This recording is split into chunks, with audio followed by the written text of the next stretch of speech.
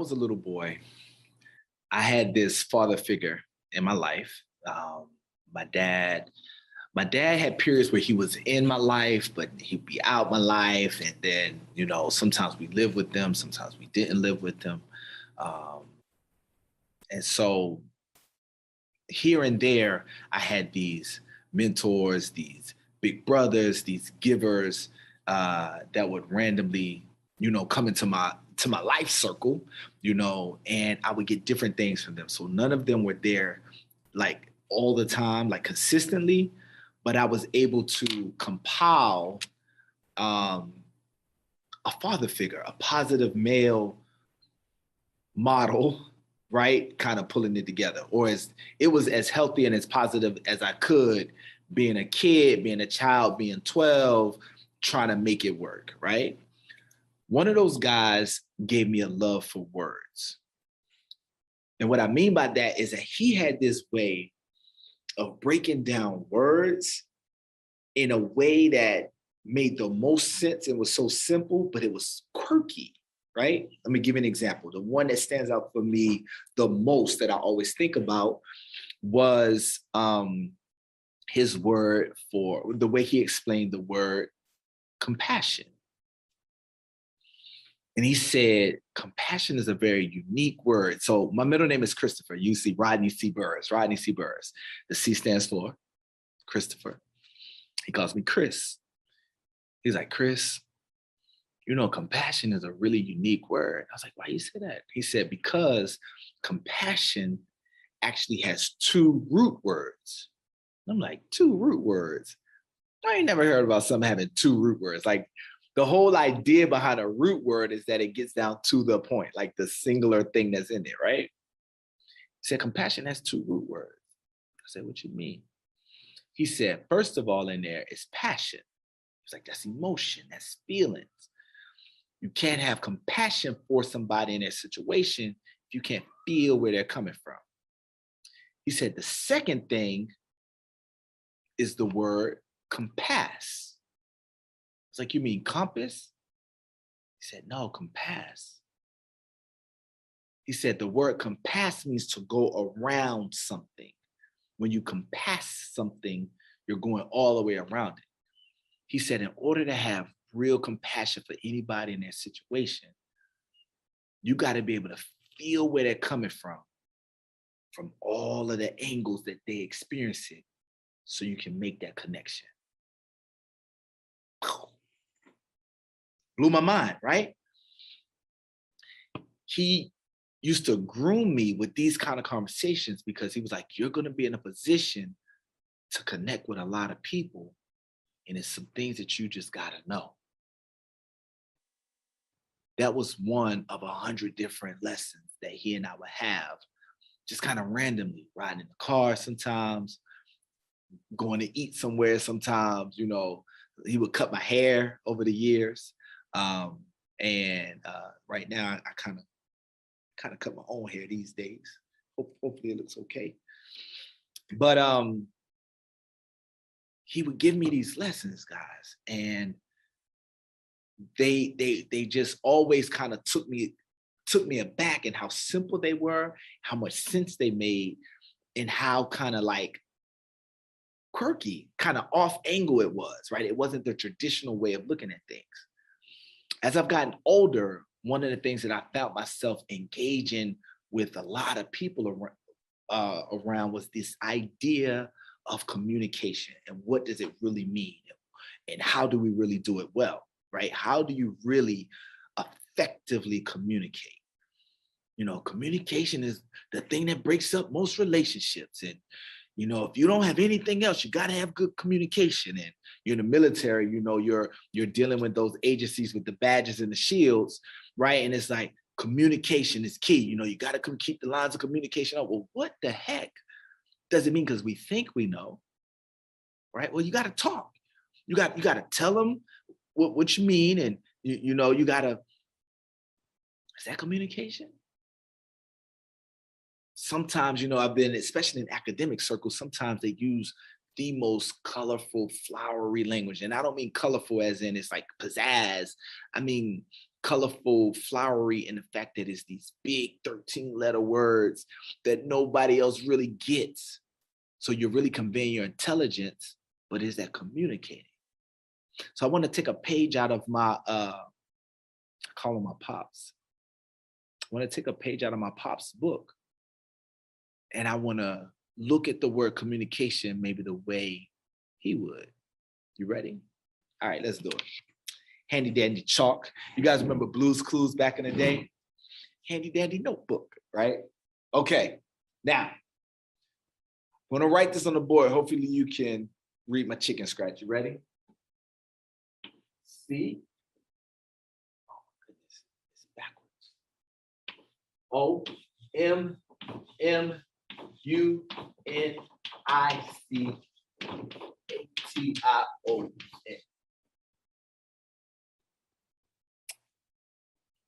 Now I'm looking at this word and I'm hoping that it's not backwards on the screen for you guys. Give me 1 second, let me check.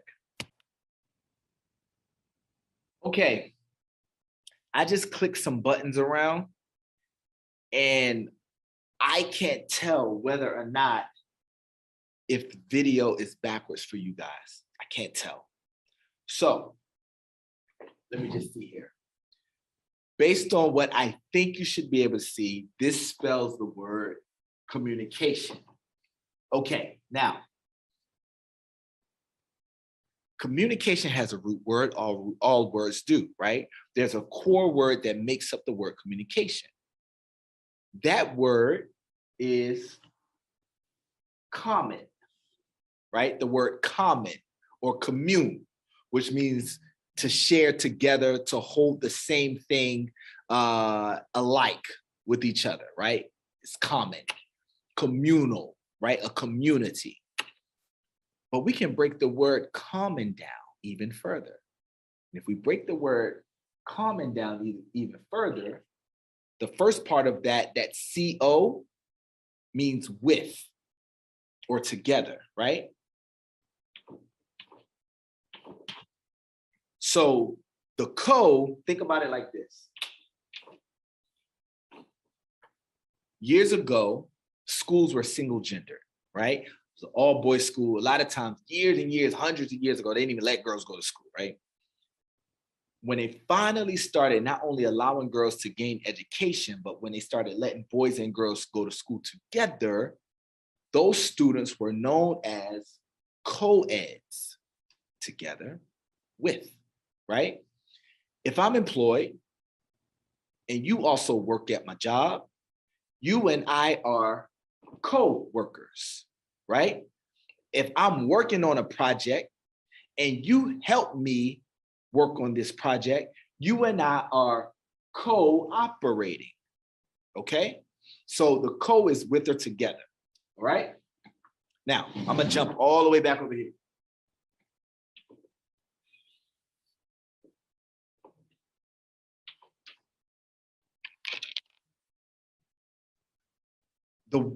This part of the word, Asian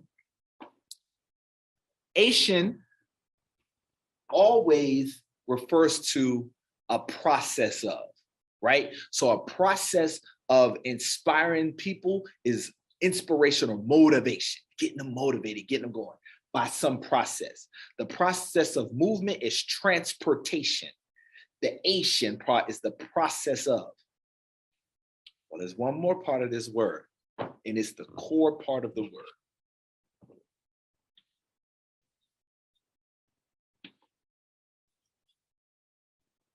See this? U-N-I.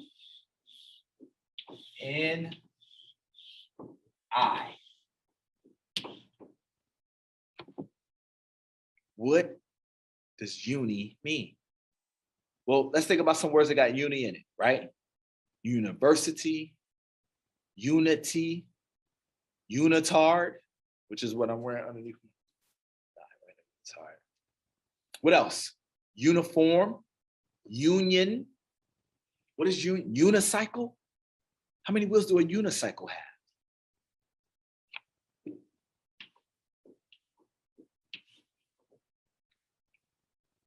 So if we look at the word, it tells us in and of itself that communication only happens when at the end of some process, you and I are together around one idea, one message, one thought. Communication only happens when you and I understand the same idea. Use big words to do it. Use small words to do it. Your process could be texting. Your process could be a song. Decades ago, there's a group called the Osley Brothers, and they had a song called Living for the Love of You, right? And in that song, they said, I might as well sign my name to a card because the card probably could say it better than I can. He's just trying to tell his lady, I'm living for your love. And all that I'm giving is for your love. And he tried to say it with verse after verse after verse. And at the end of the song, I might as well just sign my name to a card to say it better, because it seems I've done just about all that I can do, right? So your process might be an endearing card. If we was little kids, it might be, do you like me? Check yes or no, right? Of course, we want them to say yes. That's the whole point of us sending the card, right? That's the one idea that we want, is for them to agree to be together with us in this idea that you like me and I like you. But our process to get there is not just walking up to her and asking her. That's too much, right? Get rejected like that. We got to send a card. So whatever the process is, if you and I share our understanding around one idea, we've communicated. If we don't share our understanding, if we're not together in our understanding of one idea, then we didn't communicate. And I keep stressing the word understanding. Communication happens when we understand the same idea, because you can understand the same idea and not agree on it. Communication doesn't necessarily mean we agree.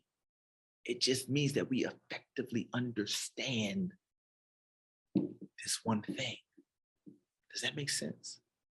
So a lot of times we feel like we didn't effectively communicate because you don't see it how I see it. You don't agree with me. They don't have to.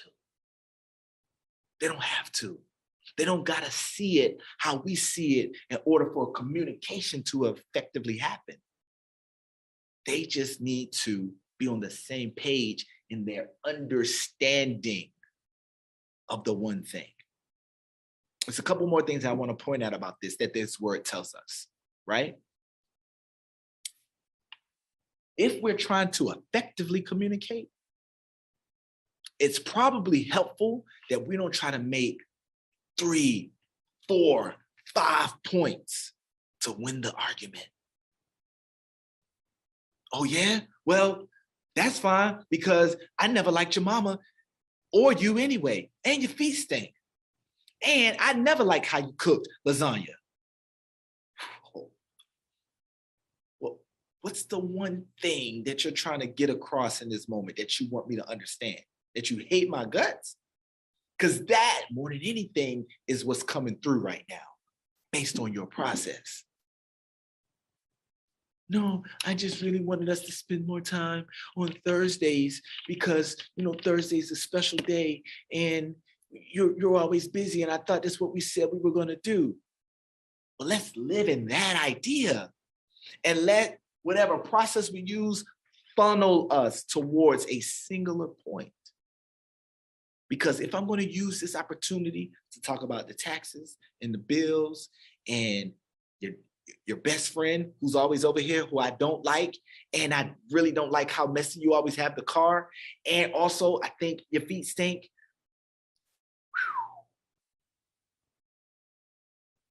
That's a lot of points you're trying to make.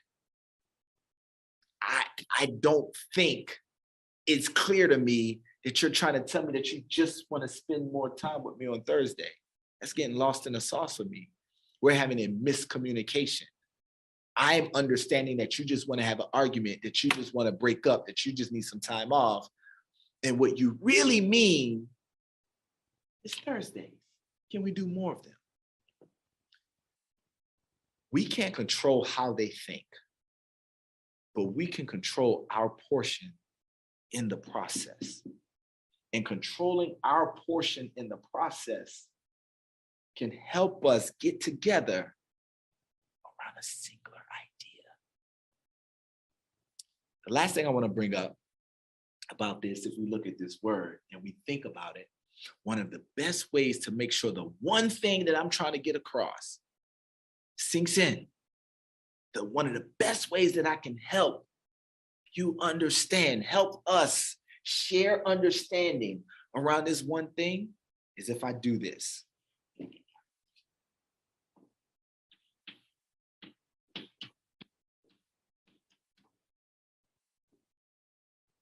If I say it and I say it and I repeat it and I repeat it and I repeat it and I repeat it, the more times I repeat this one idea, the better my chances are in helping make sure that you understand the one thing I'm trying to convey, because I'm bringing it up all the time.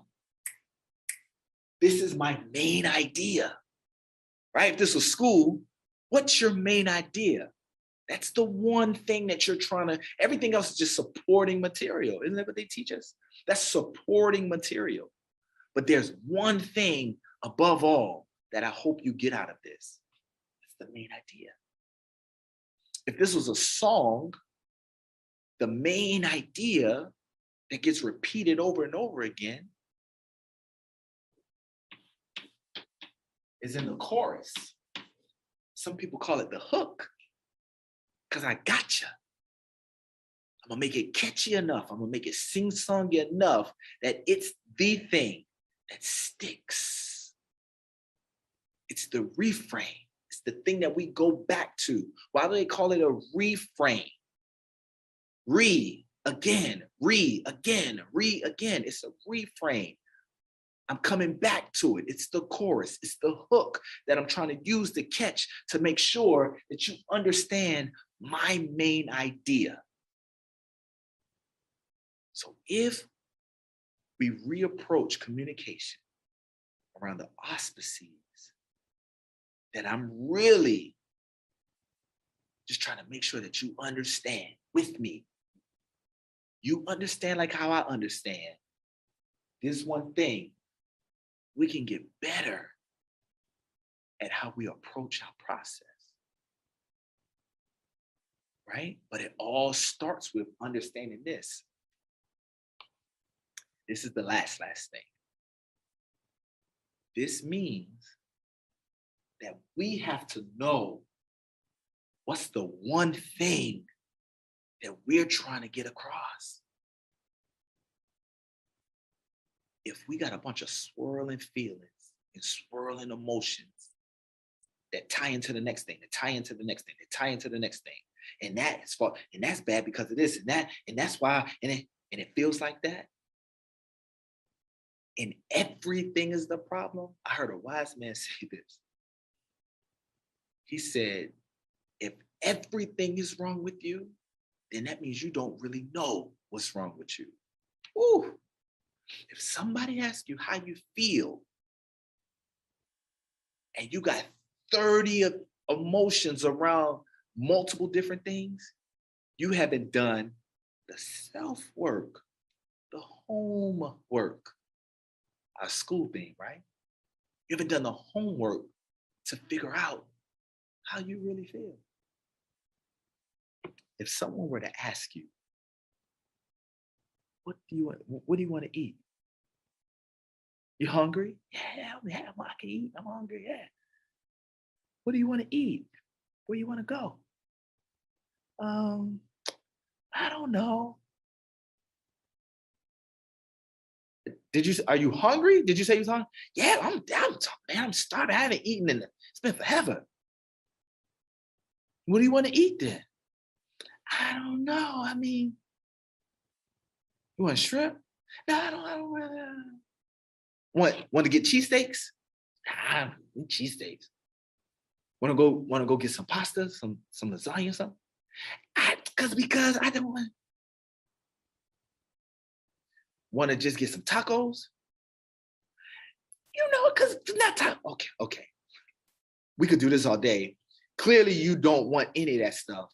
What do you want? If your answer is still, I don't know, you shouldn't be putting that on me to figure out. That's called self-work. We have to know the one thing that we want understood about us. If we're trying to create a togetherness.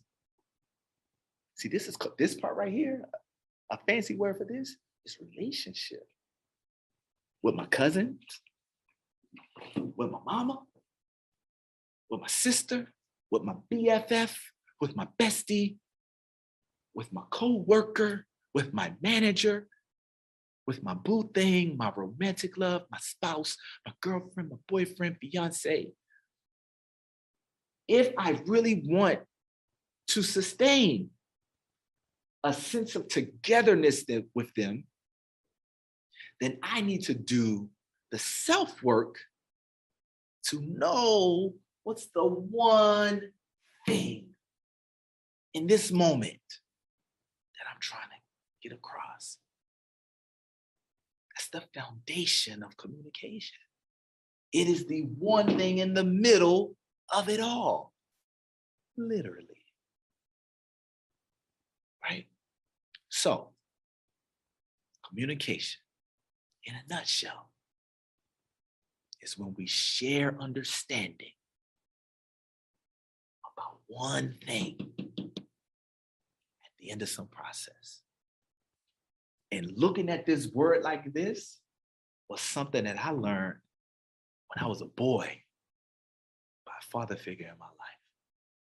So shout out to him, much love to him, to all of the people that's been givers, helpers, lovers, mentors, significant in your life. And I mean love in any sense of that word, right? For me, it was a fatherly type love.